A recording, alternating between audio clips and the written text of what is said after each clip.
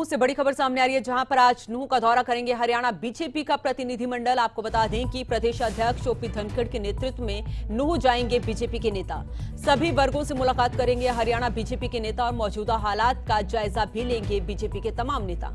बनवारी लाल, मोहनलाल बड़ोली, संजय सिंह साथ में मौजूद रहेंगे और प्रदेश मंत्री समय सिंह भाटी भी साथ में मौजूद रहेंगे।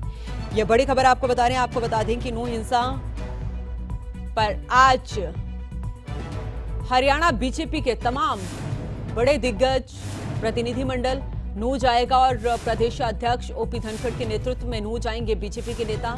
आपको ये भी बता दें कि सभी वर्गों से, चाहे मुस्लिम है चाहे हिंदू हैं, उनसे मुलाकात वहां पर की जाएगी और साथ ही साथ मौजूदा हालात का जायजा भी यहां पर बीजेपी के नेता लेंगे।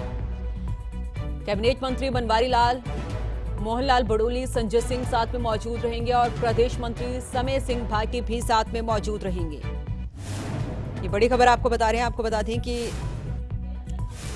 आज बीजेपी का प्रतिनिधिमंडल नूह में जाएगा और जिस तरीके से हिंसा वहां पर हुई थी, वहां पर लोगों से भी मुलाकात करेंगे और लोगों से वहां पर हालात का जायजा भी लेंगे।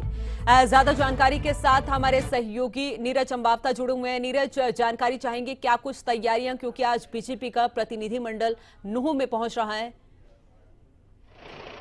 जी बिल्कुल, देखिए लगातार जो है जिस तरह से 31 जुलाई को नूह में हिंसा हुई थी, उसके बाद लगातार एक तरफ प्रशासन लोगों को गिरफ्तार करने का काम कर रहा है, हिरासत में ले रहा है, तो कुल मिलाकर कहे कि एक तरफ एक्शन का दौर है तो दूसरी तरफ अब तमाम राजनीतिक पार्टियां नूह का दौरा कर रही है। और अब तक हम बात करें तो 3 राजनीतिक पार्टी, जिसमें कांग्रेस, आरजेडी, सीपीआई जो कि नूह जाना चाहती थी, उनको रोक दिया गया था। और आज बीजेपी का प्रतिनिधिमंडल पहुंचेगा, जिसमें बीजेपी के प्रदेश अध्यक्ष ओम प्रकाश धनखड़ के साथ साथ समय सिंह भाटी, विधायक संजय सिंह के अलावा जो है मोहनलाल बड़ोली और बनवारी लाल जो कि हरियाणा के मंत्री हैं, वो वहां पहुंचेंगे। हालांकि प्रशासन ने इसकी अनुमति नहीं दी गई है, लेकिन 12:30 बजे के आसपास का वक्त रखा गया है।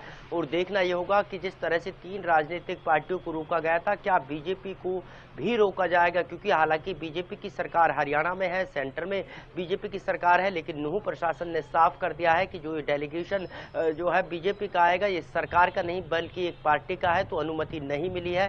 लेकिन लगातार उसके बावजूद भी बीजेपी के 5 सदस्यीय प्रतिनिधिमंडल आज नूह जाएंगे। और सबसे पहले अगर हम नूह की बात करें तो नल्हड़ मंदिर में जो है भगवान शिव के जो दर्शन है, उसका कार्यक्रम बीजेपी प्रतिनिधिमंडल ने बनाया है। और उसके बाद जहां जहां आगजनी हुई थी, तोड़फोड़ हुई थी, जिन लोगों का नुकसान हुआ था, उन लोगों से भी मुलाकात करने का कार्यक्रम तय किया गया है। और इसके साथ साथ 2 बजे के आसपास आम आदमी पार्टी ने भी डीजीपी को पत्र लिखा है। तो कुल मिलाकर कहें कि नूह हिंसा के बाद तमाम राजनीतिक पार्टियों का रुख अब नूह की तरफ हो गया है और लगातार तमाम राजनीतिक पार्टियों का जो डेलीगेशन है वो नूह जाना चाहता है। लेकिन अब देखना यह होगा जब बीजेपी का ये डेलीगेशन नूह पहुंचेगा तो किस तरह से प्रशासन इनको रोकता है। और धारा 144 की बात करें या फिर कर्फ्यू, जिस तरह से नूह में कर्फ्यू लगाया हुआ है, उसके बाद क्या बीजेपी के डेलीगेशन को वहां जाने की अनुमति मिलेगी? सवाल यही है नीरज, सवाल यही है क्योंकि जिस तरीके से कल जब कांग्रेस का प्रतिनिधिमंडल नूह गया तो ये कहा गया कि धारा 144 कर्फ्यू वहां पर लगा हुआ है, परमिशन उनको नहीं दी गई।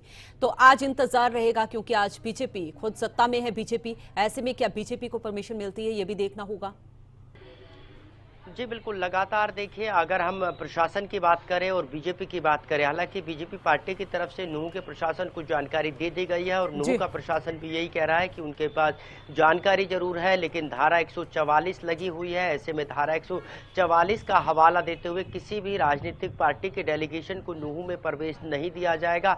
हालांकि कांग्रेस भी जिस तरह से कल गई थी, 9 मेंबर का उनका डेलीगेशन था और उनको भी 2 से 3 दिन का वक्त दिया गया था कि जब हालात सामान्य हो जाएंगे तो वो नूह का दौरा कर सकते हैं और वहां के हालचाल जान सकते हैं। तो लगातार तमाम राजनीतिक पार्टी अब कहे कि इस नूह हिंसा को लेकर राजनीति कर रही है तो गलत नहीं होगा, क्योंकि सबसे पहले आरजेडी ने कोशिश की थी, उसके बाद सीपीआई पार्टी के जो डेलीगेशन है वो वहां पहुंचता है और उसके बाद कांग्रेस कल हालांकि उनको रोका गया। और अब बीजेपी का कार्यक्रम जो है 12:30 बजे का है, तो वहीं 2 बजे का वक्त आम आदमी पार्टी ने भी मांगा है। तो तमाम राजनीतिक पार्टियां अब नूह की सीमा में घुसना चाहती है और वहां से जानना चाहती है कि आखिरकार जो उपद्रव हुआ था उसके क्या कुछ कारण थे, क्या प्रशासन फेलियर रहा या फिर कितना नुकसान वहां हुआ है, वहां जाकर जानने की कोशिश में तमाम लेकिन इंतजार रहेगा क्योंकि इससे पहले 3 पार्टियों ने परमिशन मांगी थी और परमिशन नहीं मिली थी।